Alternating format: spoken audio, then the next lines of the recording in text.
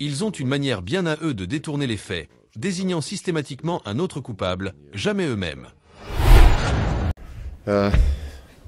Уважаемые дамы и господа, сегодня завершается саммит группы 20. Mesdames et messieurs, aujourd'hui se conclut le sommet du G20, marquant le point culminant de la présidence brésilienne du groupe. Le Brésil a dirigé cette instance tout au long de l'année, en organisant de nombreux événements, comme il est de coutume. Je considère que les résultats obtenus sont très positifs et les accords conclus, significatifs. Tout d'abord, une nouvelle structure de coordination a été soutenue, l'Alliance mondiale pour la lutte contre la faim et la pauvreté. Il s'agit d'une initiative personnelle du président Lula. L'objectif de cette initiative est d'accélérer les efforts en vue de l'éradication totale de la faim, conformément aux objectifs de développement durable, ODD, qui ont été approuvés depuis longtemps mais qui restent largement non atteints. Cela doit être réalisé d'ici 2030. J'espère, et je peux même affirmer avec une certaine confiance, que la création d'une telle alliance permettra d'améliorer les indicateurs relatifs à cet aspect des ODD. La Russie a rejoint ce mécanisme et a déjà annoncé qu'elle apportera au projet, sous son égide, ces avancées innovantes. Celles-ci sont concrétisées dans des programmes d'aide aux pays en développement, notamment des initiatives de repas scolaires et de développement des exploitations agricoles. Ces programmes visent à transmettre aux pays en développement les technologies, l'expérience et les méthodes nécessaires. Nous avons réaffirmé notre position fondamentale selon laquelle le G20 est avant tout un forum économique. Il a été créé dans ce but, instaurer un dialogue économique concret entre les économies développées et émergentes, afin de trouver des solutions optimales pour le développement de l'économie mondiale dans l'intérêt de tous. Il s'agit de surmonter la pauvreté, les inégalités et de garantir un fonctionnement aussi efficace que possible de toutes les institutions multilatérales. Le G20 doit bien sûr s'appuyer sur les principes de la Charte des Nations Unies, en premier lieu celui de l'égalité souveraine des États. Ce principe a toujours été ignoré dans la politique occidentale, où le respect de la souveraineté n'a jamais été une priorité. Aujourd'hui, la réalité s'impose. Les pays des BRIC et d'autres États partenaires des BRIC connaissent une croissance beaucoup plus rapide. Quoi qu'il en soit, la Charte des Nations Unies demeure le fondement de toute coopération internationale dans tous les domaines. Les principes de cette charte doivent être appliqués dans leur intégralité et de manière interconnectée, et non pas sélectivement ou déformée, comme le pratique l'Occident. Une déclaration a été adoptée, et vous l'avez sans doute déjà lue. Je n'en ferai pas un résumé, mais il s'agit d'un document exhaustif qui reconnaît les réalités contemporaines. Il vise principalement à établir des relations internationales fondées sur le multilatéralisme, le pluralisme et l'élimination de toutes les formes d'inégalité, tant entre les États qu'au sein de ceux-ci. Beaucoup ont souligné, nous y compris, que les inégalités, ainsi que les défis liés à l'élimination de la faim et de la pauvreté, concernent de plus en plus les pays développés, où le nombre de personnes vivant sous le seuil de pauvreté augmente. Les formes d'inégalité visibles sur la scène internationale résultent des pratiques coloniales et néocoloniales de nos collègues occidentaux, ainsi que de la domination occidentale qui a duré plusieurs siècles. Bien que la majorité ait insisté pour que la déclaration reste exclusivement axée sur les questions économiques, un passage a été inclus, abordant la situation géopolitique, en particulier les divers conflits dans différentes régions du monde. Nous avons accepté cela, tout comme nous avons accepté une approche similaire dans la déclaration du sommet de l'année dernière à New Delhi. L'Occident a naturellement tenté de centrer tout l'ordre du jour sur la question ukrainienne, mais il a échoué. Aucun pays du Sud global ou de la majorité mondiale ne l'a soutenu. Nous, ainsi que nos collègues des pays en développement, avons insisté pour que le texte aborde tous les conflits et la nécessité de les résoudre, notamment le conflit au Moyen-Orient et la tragique situation des Palestiniens, qui est en grande partie le résultat des ingérences directes dans la région pratiquées par Washington avec le soutien de ses alliés. Un paragraphe sur l'Ukraine a également été inclus, auquel nous avons consenti, car son essence appelle à une discussion honnête et raisonnable sur la paix, fondée sur des bases réalistes. Permettez-moi de souligner un point important, en lien avec ce que j'ai mentionné précédemment à propos de la Charte des Nations Unies. Un paragraphe spécifique du texte adopté introduit cette section et met en avant l'exigence générale de respect des principes fondamentaux de la Charte. Il est frappant de constater que tous les discours d'aujourd'hui dénoncent des injustices flagrantes. Il est question des territoires où, depuis des siècles, vivent des populations russes, dont les droits ont été éradiqués par des moyens législatifs par le régime nazi de Zelensky. Pourtant, l'Occident refuse de prêter attention à cela. Dans une autre partie de la Charte, dans son tout premier article, il est clairement stipulé qu'il est nécessaire de respecter les droits humains, indépendamment de la race, du sexe, de la langue ou de la religion. Or, les droits des Russes et des russophones en Ukraine, en matière de langue et de religion, ont été supprimés par voie législative.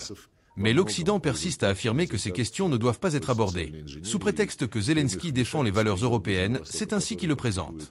Pourtant, ils exigent la restitution de ces territoires sans tenir compte de ces violations. En ce qui concerne l'ordre du jour économique, en dehors des questions de lutte contre la faim, la pauvreté et les inégalités, le sujet principal reste la réforme des institutions mondiales. La majorité des délégations des pays du Sud global ont souligné la domination excessive des acteurs occidentaux au sein de ces structures. Ces acteurs ne peuvent plus prétendre à une quelconque exclusivité, que ce soit pour des raisons morales ou à la lumière des réalités contemporaines. Le monde a changé de manière radicale ces dernières décennies, au point d'en être méconnaissable. Les chiffres cités à plusieurs reprises en témoignent. Les BRICS représentent aujourd'hui 37% de l'économie mondiale, tandis que le G7 est tombé en dessous de 30%. Cet écart continue de se creuser. Les BRICS enregistrent une croissance moyenne de 4%, soit le double de celle des pays du G7. Nous nous souvenons du sommet de Kazan, qui s'est tenu du 22 au 24 octobre.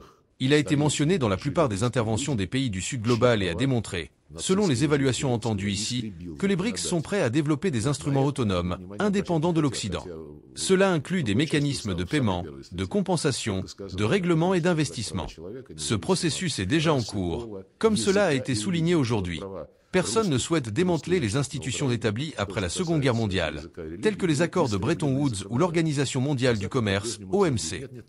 Cependant, face aux abus de pouvoir commis par l'Occident, qui contrôle ces institutions, la création d'outils parallèles prend tout son sens. Les BRICS renforcent leur rôle et leur influence au sein du G20, comme cela a été clairement visible lors des sommets précédents à New Delhi et en Indonésie, et encore plus ici. La décision prise lors du sommet de l'an dernier d'intégrer l'Union africaine au G20, en tant que membre à part entière, a également contribué à cette dynamique. Cette fois-ci, sous la présidence brésilienne, le sommet a accueilli le président de la nouvelle banque de développement, créée à l'initiative des BRICS, ainsi que les dirigeants de la Ligue arabe. La déclaration adoptée réaffirme la nécessité de renforcer la voix des pays de la majorité mondiale dans toutes les instances politiques et économiques, du Conseil de sécurité des Nations Unies au FMI et à la Banque mondiale, tout en revitalisant le fonctionnement de l'OMC. Au FMI et à la Banque mondiale, les pays du Sud global, soutenus par la Russie, réclament depuis des années une augmentation de leurs quotas et de leurs droits de vote pour mieux refléter leur poids réel dans l'économie mondiale. Ce principe a été inscrit une fois de plus dans la déclaration du G20, bien que les tentatives passées se soient heurtées à l'inaction occidentale. Dans mes interventions, j'ai abordé à la fois la réforme des institutions mondiales et les questions de sécurité alimentaire. J'ai également présenté les initiatives de la Russie, notamment celle du président Poutine, en faveur d'un grand partenariat eurasiatique réunissant l'Union économique eurasiatique, l'Organisation de coopération de Shanghai et d'autres entités régionales. Nous voyons cela comme une base potentielle pour une nouvelle architecture de sécurité eurasiatique, ouverte à tous les pays du continent. En matière de sécurité alimentaire et énergétique, la Russie est un fournisseur fiable et majeur, comme le confirment les statistiques. Mais nos contributions ne s'arrêtent pas là. Nous collaborons étroitement avec les pays du Sud global dans d'autres domaines, notamment le développement de technologies de l'information et de la communication. Ces solutions, de plus en plus russes, suscitent un intérêt croissant en Afrique, en Asie et en Amérique latine. Enfin, il est important de noter que le succès de la présidence brésilienne cette année renforce les résultats positifs des précédents sommets du G20, notamment ceux d'Indonésie et d'Inde. La prochaine présidence sera assurée par l'Afrique du Sud, ce qui prolonge l'approche des BRICS d'une année supplémentaire. Nos collègues sud-africains ont déjà présenté leurs priorités, qui incluent la réforme des institutions mondiales et le renforcement du développement durable, avec un accent particulier sur la lutte contre la pauvreté, la faim et les inégalités. L'Afrique du Sud portera une attention particulière aux défis du continent africain. Dans ce cadre, le partenariat russo-africain, lancé lors du sommet Russie-Afrique de Saint-Pétersbourg et développé récemment à Sotchi, jouera un rôle clé. Nous prévoyons une coordination pragmatique et informelle avec nos amis sud-africains pour avancer dans cette direction.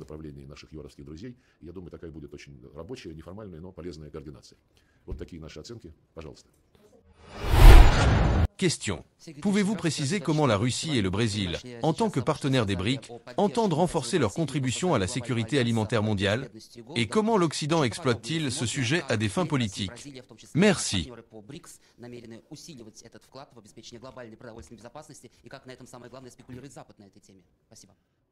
Réponse. L'Occident exploite constamment ce sujet. Ils ont une manière bien à eux de détourner les faits, désignant systématiquement un autre coupable, jamais eux-mêmes. Sur la sécurité alimentaire, le président Poutine a souvent donné l'exemple de l'émission massive et précipitée de monnaie pendant la pandémie. Les États-Unis et l'Union européenne ont imprimé environ 10 000 milliards de dollars et d'euros, qu'ils ont utilisé pour acheter tout ce qui était disponible sur le marché, en prévision des périodes d'isolement. À cette époque déjà, les prix avaient explosé. De notre côté, nous avons toujours répondu aux besoins des pays en développement. Même aujourd'hui, alors qu'on nous impose des obstacles pour utiliser les ports occidentaux pour exporter nos engrais, notre blé et d'autres céréales.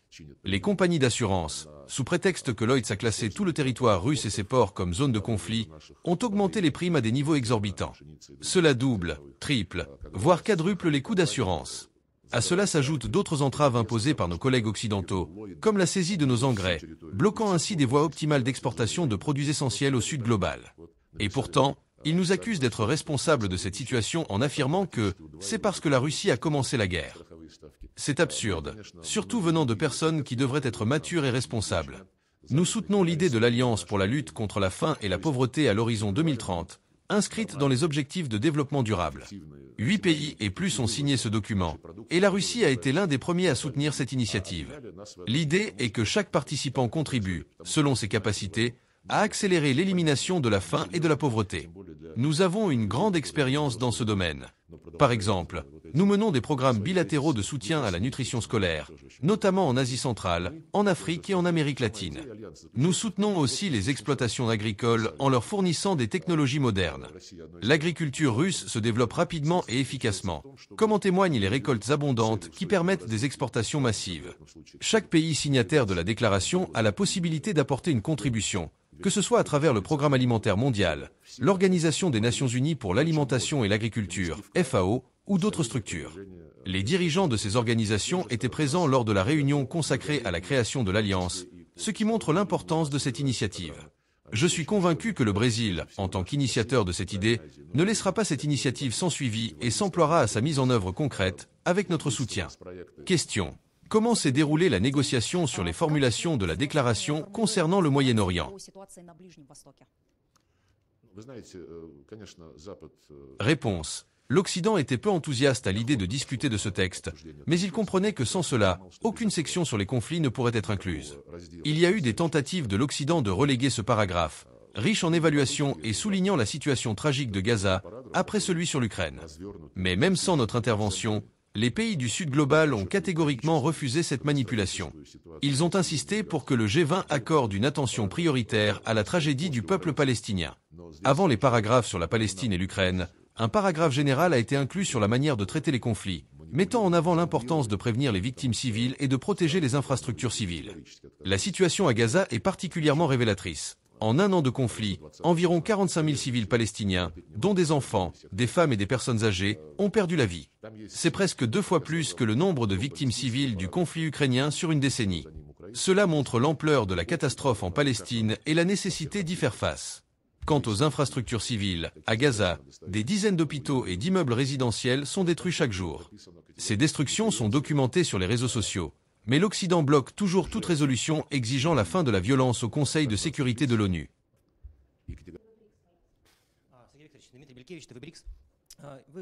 Question. Concernant la réforme des institutions de gouvernance mondiale, dans quel domaine les intérêts des pays se rejoignent-ils? Les déclarations issues du sommet sont-elles pertinentes et exhaustives?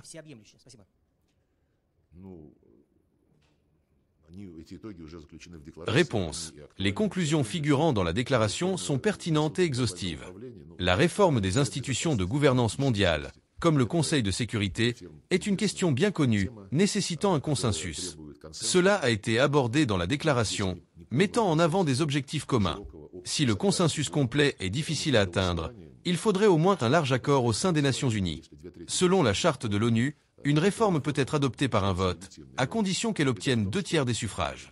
Mais le problème réside dans le fait que pour le tiers des pays qui ne soutiennent pas certaines propositions de réforme, un Conseil de sécurité restructuré serait perçu comme moins légitime.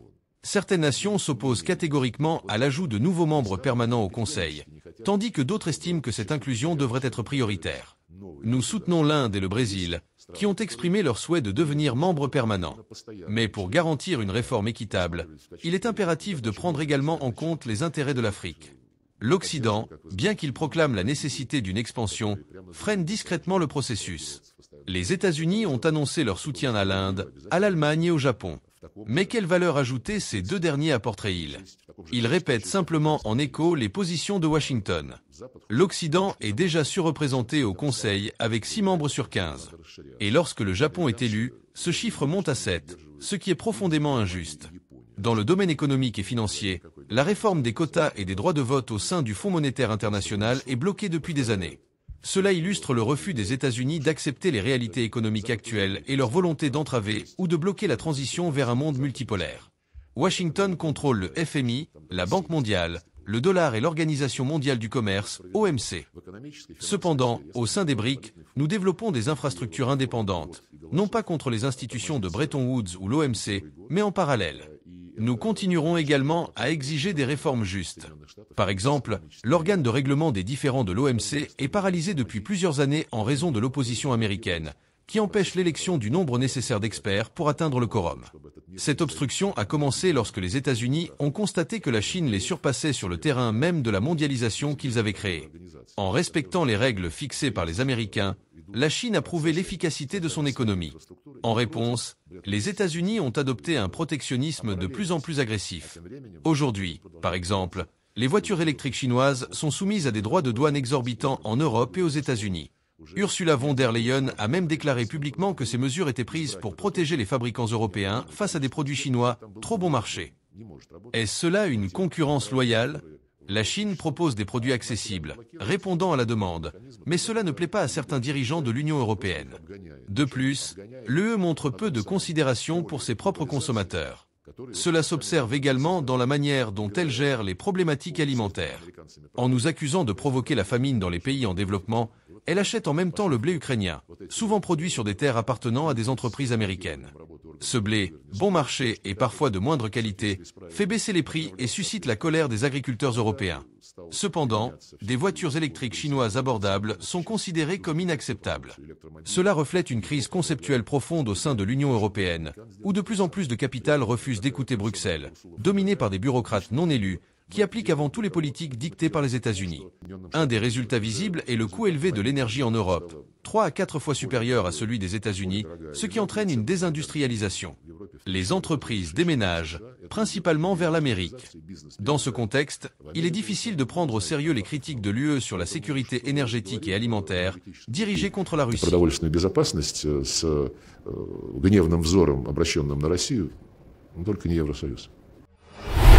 Concernant les frappes avec des missiles ATACMS sur la région de Briansk, elles représentent un signal clair d'escalade. Le président Poutine a rappelé à plusieurs reprises qu'il est impossible d'utiliser de telles armes sophistiquées sans une approbation directe des États-Unis. L'autorisation supposée d'employer des missiles longue portée jusqu'à 300 km confirme que ces frappes ne sont pas seulement permises, mais également planifiées dans le cadre d'une stratégie américaine, bien que présentée comme une décision souveraine par les pays européens. Quant à notre doctrine nucléaire, elle est publiée et codifiée dans des textes législatifs. Nous espérons qu'elle sera étudiée dans son ensemble, sans interprétation sélective, contrairement à la manière dont certains pays occidentaux lisent la Charte des Nations Unies. Notre doctrine nucléaire est avant tout dissuasive et vise à prévenir toute guerre nucléaire. Contrairement aux discours occidentaux, nous n'avons jamais initié de débat sur l'utilisation de ces armes. Les déclarations répétées de responsables européens et américains sur leur disposition à appuyer sur le bouton rouge traduisent une approche bien différente. En parallèle, l'hypocrisie de l'Occident est manifeste. Les commémorations des bombardements d'Hiroshima et de Nagasaki ne mentionnent jamais les responsabilités américaines. Ce silence envoie un message biaisé dans les discussions sur le désarmement nucléaire. En ce qui concerne les positions européennes et les divisions internes, Olaf Scholz, malgré les pressions de son opposition et de certains alliés européens, adopte une position responsable en refusant de fournir des missiles Taurus pour des frappes en profondeur sur le territoire russe. Cette position contraste avec celle de dirigeants tels que Biden, Macron ou Starmer, et reflète des divisions au sein du camp occidental. La France, de son côté, en fournissant des missiles Scalp et en formant des brigades ukrainiennes, participe directement au conflit. Cette implication détourne ses ressources d'enjeux cruciaux comme la lutte contre la faim et affaiblit son potentiel économique. Par ailleurs, la hausse des prix de l'énergie en Europe, jusqu'à 4 fois supérieure à celle des États-Unis, illustre le coût du soutien au régime de Kiev. Ursula von der Leyen a même déclaré que le gaz naturel liquéfié américain, plus cher que le gaz russe, valait ce coût politique. L'initiative sino-brésilienne, qui soutient les principes fondamentaux de la Charte des Nations Unies, représente une tentative sérieuse pour résoudre les conflits en s'attaquant à leurs causes profondes. En Ukraine, les causes sont doubles. D'un côté, les tentatives de l'Occident d'ignorer les préoccupations sécuritaires de la Russie, notamment via l'élargissement de l'OTAN, et de l'autre, le coup d'État de 2014 et la montée d'un régime adoptant des lois discriminatoires contre la culture et la langue russe, bien avant le début de l'opération militaire spéciale. Ces actions vont à l'encontre des droits fondamentaux définis par la Charte de l'ONU, y compris les droits linguistiques et religieux, sans que l'Occident ne s'en émeuve. La déclaration du G20 inclut désormais des références explicites à la protection des infrastructures sociales et publiques en période de conflit, conformément au droit international. Cela souligne les destructions massives en Ukraine et à Gaza, ainsi que des incidents tels que le sabotage des pipelines en mer Baltique. Ces derniers restent une source de tensions majeures, et nous réclamons des enquêtes transparentes et impartiales. Avant l'opération militaire spéciale, le président Zelensky qualifiait les habitants du Donbass de « créatures » lors d'interviews. Des membres de son gouvernement évoquaient ouvertement l'élimination des Russes en Ukraine. Ces discours discriminatoires et déshumanisants rappellent les pratiques des régimes coloniaux, où les gouvernements ne représentaient pas les intérêts des populations locales mais les opprimaient. La Russie soutient activement les initiatives de paix, telles que celles portées par la Chine et le Brésil, tout en rappelant la nécessité de respecter les principes fondamentaux de souveraineté et d'autodétermination. Dans ce cadre, la Russie continuera de défendre ses intérêts tout en participant aux discussions internationales en faveur d'une paix durable. Le discours de Sergueï Lavrov au sommet du G20, riche en réflexions stratégiques et politiques, offre des enseignements précieux applicables tant dans la vie personnelle que professionnelle. Voici 5 leçons d'excellence que nous pouvons en tirer pour progresser vers une maîtrise toujours plus affirmée dans nos projets et relations. 1. L'importance de la vision globale et stratégique. Lavrov met en avant une approche systémique des défis mondiaux, notamment la lutte contre la pauvreté et la réforme des institutions. Il démontre que pour avancer efficacement, il est crucial de comprendre les interconnexions entre les enjeux locaux et globaux. Dans la vie, il est essentiel de développer une vision stratégique claire, en analysant non seulement les défis immédiats, mais aussi leurs implications à long terme. Cela permet de prioriser des solutions durables et inclusives. 2. La souveraineté comme base du respect mutuel. Le ministre insiste sur le principe de l'égalité souveraine des États, un pilier fondamental des relations internationales.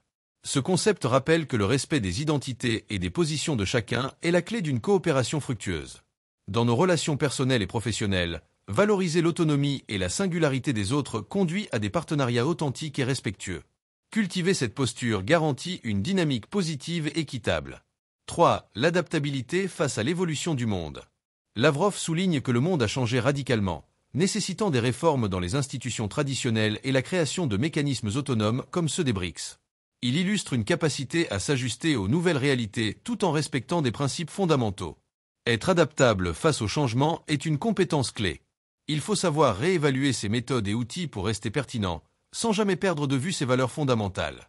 4. L'impact du leadership par l'exemple. Le discours de Lavrov mentionne des initiatives concrètes, telles que les contributions russes au programme alimentaire et technologique, prouvant qu'un leadership crédible repose sur des actions tangibles et exemplaires. Dans toute entreprise ou projet, agir avec intégrité et produire des résultats concrets inspire confiance et fédère autour d'une cause commune. Le leadership authentique repose sur des faits, pas uniquement sur des mots. 5. La recherche de solutions multilatérales et inclusives. En appelant à un multilatéralisme équilibré et à une représentation accrue des pays du Sud global, Lavrov plaide pour un système où toutes les parties prenantes ont une voix. Cela traduit une capacité à construire des consensus malgré des divergences. Favoriser des approches inclusives dans la résolution de problèmes permet d'obtenir des résultats acceptés par tous. La collaboration et l'écoute active renforcent la cohésion et l'efficacité collective. En somme, les enseignements du discours de Lavrov transcendent le cadre diplomatique et trouvent une résonance universelle. Cultiver une vision stratégique, respecter les autres, s'adapter au changement, agir avec intégrité et bâtir des solutions inclusives sont autant de piliers qui mènent à l'excellence. En intégrant ces principes dans nos vies, nous renforçons notre capacité à relever les défis et à inspirer ceux qui nous entourent. Quelles sont, selon vous, les qualités les plus essentielles pour passer de l'excellence personnelle à l'excellence collective? Quels autres points du discours vous ont particulièrement marqué? Partagez votre avis en commentaire et enrichissons ensemble cette réflexion. Merci et à très bientôt.